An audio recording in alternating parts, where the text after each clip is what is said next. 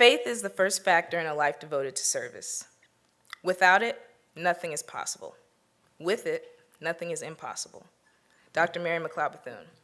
Greetings and good evening, friends. My name is Allison Lee. I am the Program Assistant for Domestic Policy here at FCNO. I work on dismantling mass incarceration through sentencing reform, prison reform, and demilitarization of police. I work on these issues because they are deeply personal to me. You see, for as long as I can remember, I've been passionate about racial and social justice issues. At a young age, I was riveted by the civil rights movement and stories that my grandmother told me about various prejudices she faced growing up in the South. My family encouraged my studies of African American history, and it's through my studies that I learned about many instances of grave injustice and racial terror, some of those instances occurring close to home. There's the story of the Groveland Four, where 4 boys from the Groveland County, where I'm from, were accused of raping a white woman. This accusation led to 2 of the Groveland Four being murdered, the attempted murder of another, and the imprisonment of another. This all occurred at the hands of Sheriff Willis McCall, a man who was sworn to protect our communities.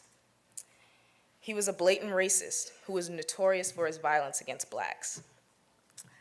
These 4 men never saw justice, and that white woman would later recant her story. There's the story of Emmett Till, the 14-year-old black child who was taken from his home when he was visiting his family in Mississippi. He was accused for allegedly flirting with a white woman. The white men who killed him were never brought to justice. They were acquitted, and they later confessed to the murder in an interview for money. Protected by double jeopardy, they went on to live the rest of their lives. This white woman would later recant her story as well. And perhaps what resonated with me most as a child was the story of the 4 little girls that were murdered in the 16th Street Baptist Church bombing. Their names were Addie Mae Collins, Denise McNair, Carol Robertson, and Cynthia Wesley. This story resonated with me most because Denise McNair was 11 years old when she was killed, and I was 11 years old when I read about it. It deeply troubled me to know that these white men hated little girls that looked like me so much that they would go so far as to take our lives. What was even more troubling was learning that several of the perpetrators were not brought to justice until almost 40 years after the bombing. I recall learning about the Civil Rights Act and the Voting Rights Act, both championed by the Civil Rights Movement, and believing that we as a people were finally equal because all of the laws were in place and all of the work had been done.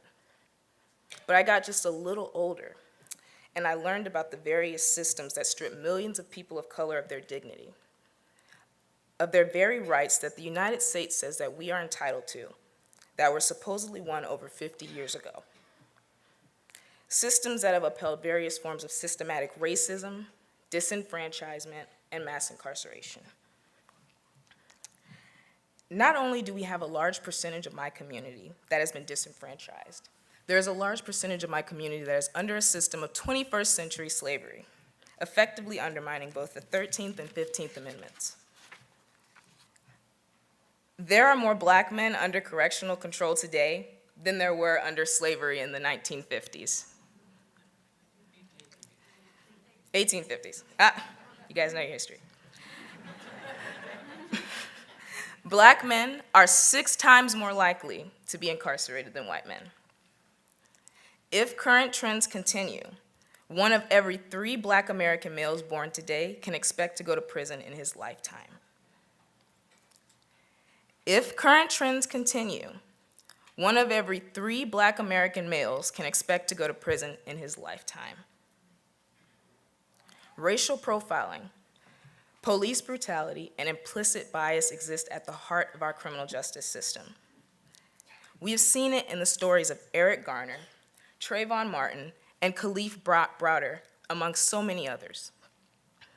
We have a criminal justice system that is overwhelmingly biased towards black and brown people.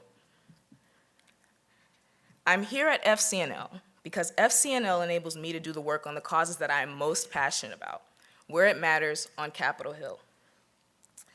I implore you all to join me in this work going forward, by going home and examining your own state's criminal justice system. Look at the reform initiatives that didn't pass this year and see what you can do to get it passed the next go-round. A few weeks ago, in my home state, Florida, we passed Amendment 4, which will restore voting rights to most people convicted of felonies after they complete their sentences. This will be the largest expansion of voting rights since the passage of the 26th Amendment. 1.4 million Floridians will see not only their voting rights restored, but their dignity as United States citizens restored as well.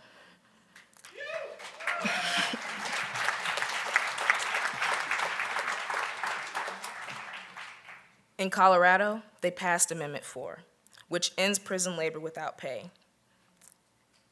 These are major victories, and I hope that one day in the near future that the rest of the country will join Florida in restoring voting rights and join Colorado in ending 21st century slavery. Friends, my passions for social and racial justice led me here, but it is faith in God and hope that keeps me here. And before I close, I want to leave you with a quote that resonates with me today by Frederick Douglass.